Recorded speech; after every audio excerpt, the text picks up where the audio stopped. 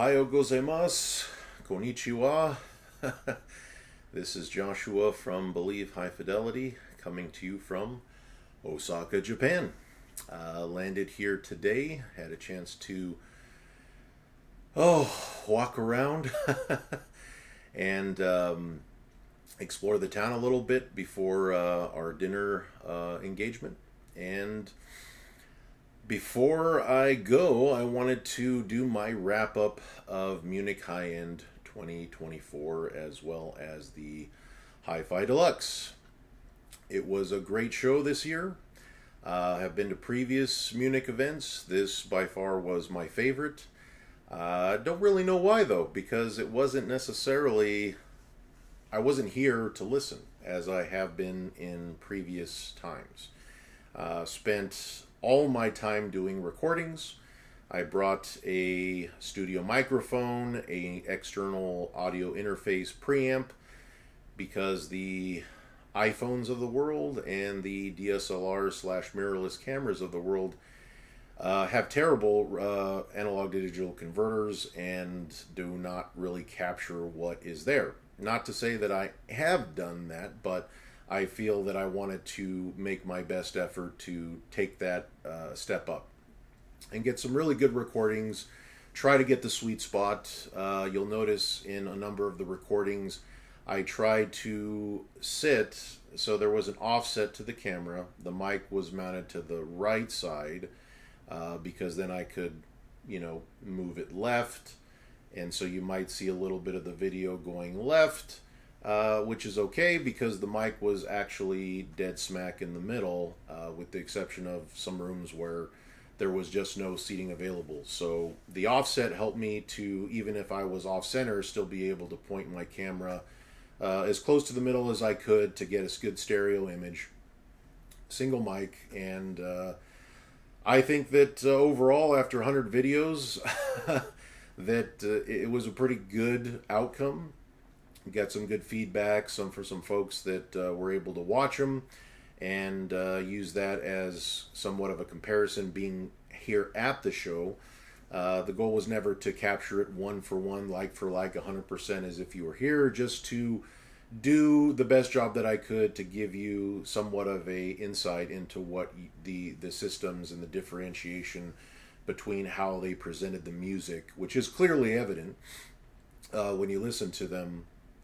If you're just curious or looking to buy or just wish you were here and wanted to know what it sounded like. So hopefully I did that. In terms of the report and my feedback, full disclosure, Believe High Fidelity resells Airy Surat. We resell Pink Fawn and we resell Top Wing. So I cannot comment on those rooms that had that equipment in there. So sorry to disappoint. You can go to some other YouTube reviewers or magazine publications for that data. I'm here just to report on the rooms that I enjoyed that don't have some sort of conflict of interest. So with that being said, let me give you my top 5 rooms at the show. At the top, I would have to say that the Joseph Audio was exceptional this year. I enjoyed their new speaker system and the fact that they played analog. One big trend at this show is that nobody played analog as much as digital. Probably about a good 80% on the digital, 20% on the analog. Went into the room several times, bit of a disappointment to come back to digital again. They didn't even mix it up. So it is what it is. It's their room. It's a show. They do it however they do it. Just personally speaking, I would have liked to hear a bit more analog. So at the top, with Joseph Audio, the reason why I like them, you don't know me, I don't know you, or maybe I know some of you that are watching, but the virtues that I listen for is number one, setup. Are the speakers set up properly to get a good stereo image? It's clear, it's crisp, it's right where it should be. Naturally, the music that they're playing back, I'm not familiar with a lot of it, but the things that were, a lot of them did play familiar tracks. Unfortunately, a lot of them played very boring familiar tracks, but needless to say, again, their show.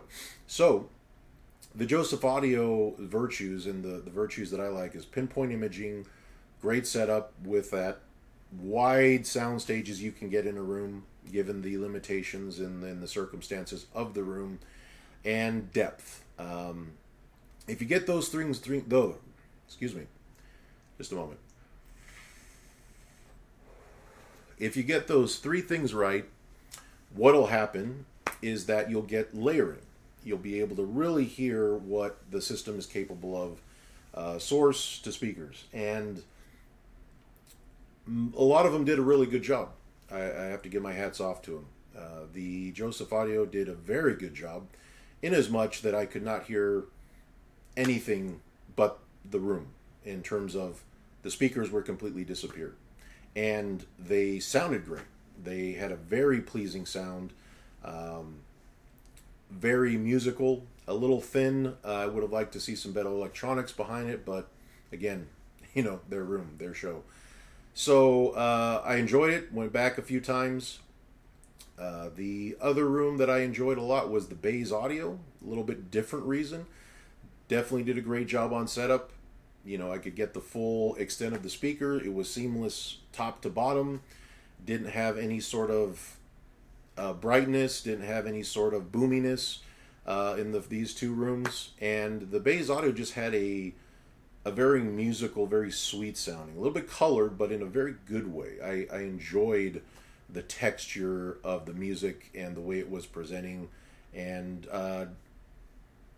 truth be told, I'm sure I could sit in that room the whole entire time and not feel fatigued at all. So that was another top room for me. The third room is kind of weird in the sense that it was a bit polarizing.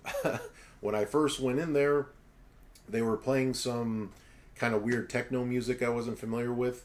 I do like techno, but it kind of had a little bit of a harshness in the treble. So I was recording that, and you'll hear it in that recording, and then around halfway through the video, or a little bit sooner, the track went into a very good track that definitely highlighted the virtues of that speaker system. The soundstage was enormous. The depth was enormous. And the pinpoint imaging really had tons of body. And I love that. I think that there's a lot of systems that can capture the imaging. They can let you feel as if you're listening to hi-fi, but can they really create an emotional connection? Does that music have some kind of oomph to it? Does it grab you? And that track was solid. It did the speakers a lot of justice. The other room that I really enjoyed, that I have to say was in my top number 4, I guess we're on right now. That room definitely had to be the ESD room. I've heard that speaker system a number of times now, and that particular room was ideal for that speaker. I mean, when you have a ton of drivers that you're trying to integrate, and you're right up front, within a certain amount of distance where you have to tow them in a ton, you lose the sound stage, and the speakers don't have the ability to integrate with one another to really present the music in a way that is pleasing and doesn't sound disjointed. And this was the first time that I heard them really, really sound exceptional. That's a crazy system to set up, I imagine, and they have pulled off a winner at this show. So hats off to them. As far as my last, probably best, it's not going to be a speaker system. I actually am trying to get some good headphones to master with, and wanted to see what's new and what's exciting. And I didn't find anything exciting from a closed-back standpoint. I mean, a lot of them sounded very much the same and didn't have a similarity in good sources to evaluate them on. But the Shangri-la headphones from, I think it's Hi-Fi Man, if I'm not mistaken, were really awesome. Heard the stacks, heard the Maisie and a number of others, but the Shangri-Las were, I mean, like listening to a speaker system. They had a huge wide sound stage. They had a lot of detail, a lot of musicality to them. So if I were to buy a pair of headphones, which I'm not a headphone guy, definitely be on my short list. So, elephant in the room. Let's talk about Harry Surratt. Let's talk about that room. I mean, that clearly was the talk of the show. I was in many different rooms and heard many different set of comments in passing, and it was very polarizing. Some people were 100% I fucking love this thing, and the other half were I could not stand it whatsoever. And I don't understand that the criticism in terms of the desire to go bashing it. I mean, if it didn't make it for you, and that goes with any room, hey, it's a hobby. It's subjective. You do you. You enjoy what you enjoy, and if you didn't like it, move on. Go to the next one. So I'm not going to make excuses for it. I was there. It wasn't as integrated as I've heard the speaker sound. I went to Cyprus with my client who actually purchased the full speaker system and is going to be building a custom room for it.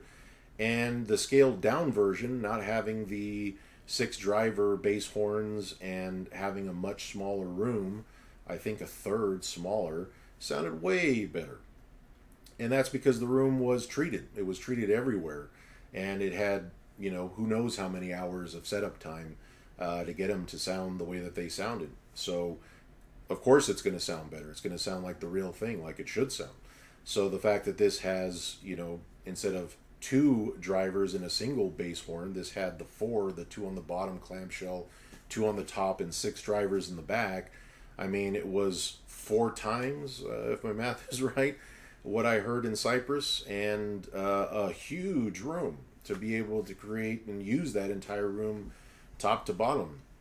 And I would say they played about 30% of what I think they're capable of, as evidenced by listening to them in a good environment. So there was virtues there where, that you could tell they cast a huge soundstage, and they had incredible amount of energy and volume of air put into that room.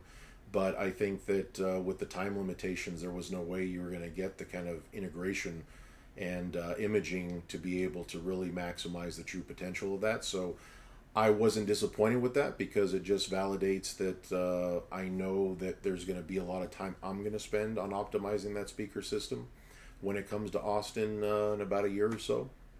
So for those that enjoyed it, I'm glad you did. For those that don't, no big deal. It is what it is.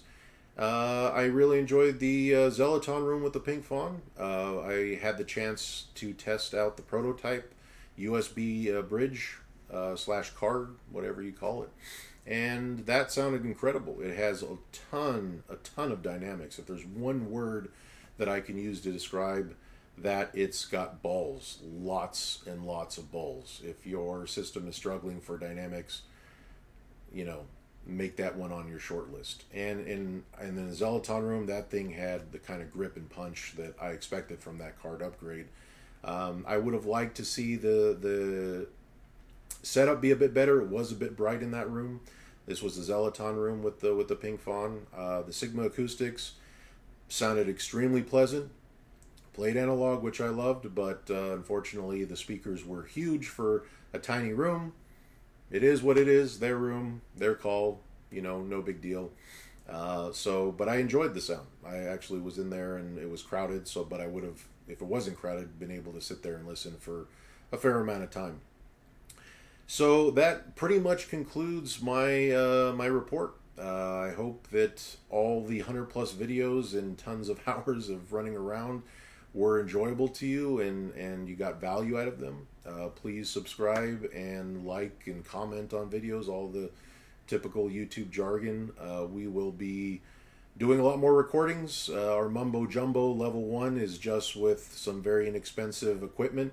You'll see a level 2 version of that video, a level 3 and a level 4, where we'll be able to show you the incremental improvement over real recording techniques to capture that, and then hopefully some live musicians in the near future. But that's it. I'm gonna go to a nice Michelin star restaurant, get some incredible sushi. So Joshua again, signing off. Take care and enjoy the music.